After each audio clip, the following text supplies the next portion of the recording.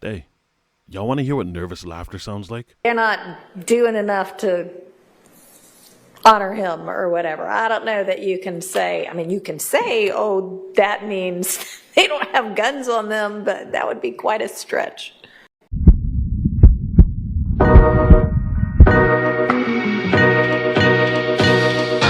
Judge Paige Reese was presiding over the YSL RICO case, and she was reading some court documents. And while she's reading some court documents, well, a word happened to just slip out of her mouth that I guess she meant to say something else. Well, you be the judge. No pun intended. Right. Boy, you still drinking? Where you at? I gotta do it for Boo. These niggas lacking. Damn. Like, they're not doing enough to honor him or whatever. I don't know that you can say, I mean, you can say, oh, that means they don't have guns on them, but that would be quite a stretch. Oh. Ooh. Of course, and this is natural, it was followed up by the nervous laughter. Means they don't have guns on them, but that would be quite a stretch. You could take a look at the lawyer in the green. Look at her face. An obvious slip-up, I guess, but since then she's come out and she's obviously declared an apology, mentioning but not exclusively that it was just a slip of the tongue. Of course it was. Before we broke for lunch, we were hashing through a bunch of Instagram conversations, and I was reading one out loud and basically saying it as my eyes were going over it for the first time ever, and just reading whatever was on the paper, and I read out the word Niggas, which I hope that was not offensive to anyone. It was certainly not meant to be offensive to anyone. I do not use that word, and it was merely, I should have been looking first before I said it, whatever I said out loud, to edit if there were, any offensive words. So I want to apologize on the record for that. Now, with regard to the songs, well, thank you. I appreciate that. I did not mean any. That's right. Apologize. Now, myself, much like all of y'all, if you were paying attention to even just a little bit of this, I actually thought that this whole trial was done. Apparently not. Now remember that after all of this had transpired, she did actually issue an apology where she was reading out text messages and she clarifies, hey, my eyes were basically scrolling past and I was reading it as I was seeing it for the first time. Before we broke for lunch, we were hashing through a bunch of Instagram conversations, and I was reading one out loud and basically saying it as my eyes were going over it for the first time ever. She's certainly sensitive enough to the matter, and probably the awkward silence in the courtroom really did her in as she kind of scoped around and realized nobody was laughing. Now, not to necessarily defend this, but you can tell that she's reading right off the sheet. She doesn't speak like this, so she's reading word for word for word, and as she comes across that word, it honestly did come off like an accident to me.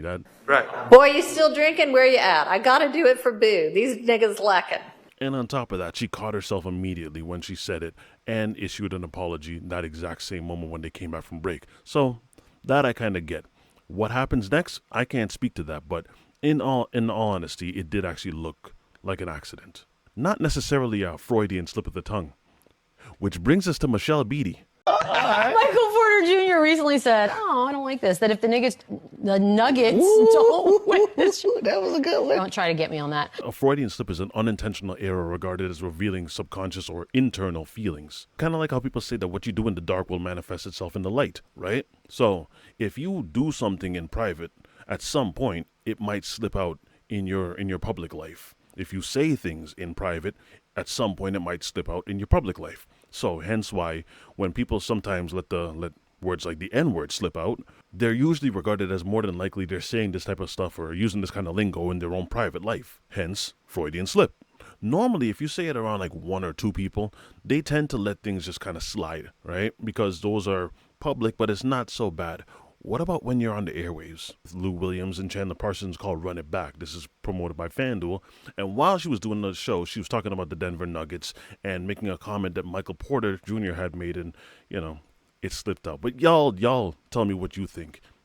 Michael Porter Jr. recently said, "Oh, I don't like this. That if the Nuggets don't win this, That was a good one. don't try to get me on that. They might have to break up the team. Lou, are you buying that this is the last dance for the Denver Nuggets?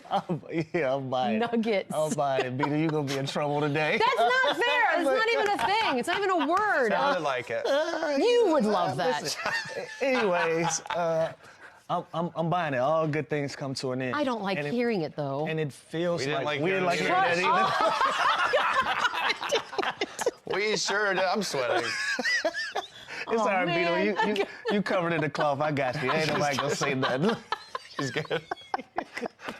Now I'm sweating. But listen, Jackass. Moly. listen, all good things come to an end. And it's just like, again, when you have a championship. Hold on, one more time for those in the front. Michael Porter Jr. recently said, "Oh, I don't like this. That if the Nuggets." To be honest, I wasn't even sure at first, so I'll slow it down. Michael Porter Jr. recently said, "Oh, I don't like this. That if the Nuggets." Do you know the part of this that I absolutely find hilarious is the reaction of the black people? Lou Williams' reaction to this, when she said it, he basically told her, like, yo, you're going to have a long day today. It's going to be a real long day for you. Me on that. They might have to break up the team. Lou, are you buying that this is the last dance for the Denver Nuggets? Yeah, I'm buying it. Nuggets. I'm buying it. Beadle, you're going to be in trouble today. That's not fair. It's not even a thing. It's not even a word. Sounded like it. You would love that. The reaction of Lou Williams absolutely sold this whole thing because he straight up told her, like, yo, you're going to be in a lot of trouble. It's going to be a long day for you. This is not going to end well. But since then, she's actually issued a statement. Not so much an apology, more of like a clarification, right? Telling people that you need to enunciate and that at this moment, as soon as she said the words, she saw her entire career flash before her eyes. Yeah, because it happens. It does happen. People have let those words slip out, and immediately you already know, yeah, you're fired. You're going to get fired. What do you think, though? Was this a slip of the tongue? Should she take time to properly enunciate nuggets? Sometimes, and I know that this is a radio show, but you really just need to know your audience. And it seems that she didn't really get any backlash from this. And it looked like a slip of the tongue as well. Could be a Freudian slip of the tongue. Or it could just be, niggets. You never know. But again, know your audience. Which leads me to... Wake up, nigga. And I want to cover this really quickly because for some reason, it's like it's not sinking into y'all.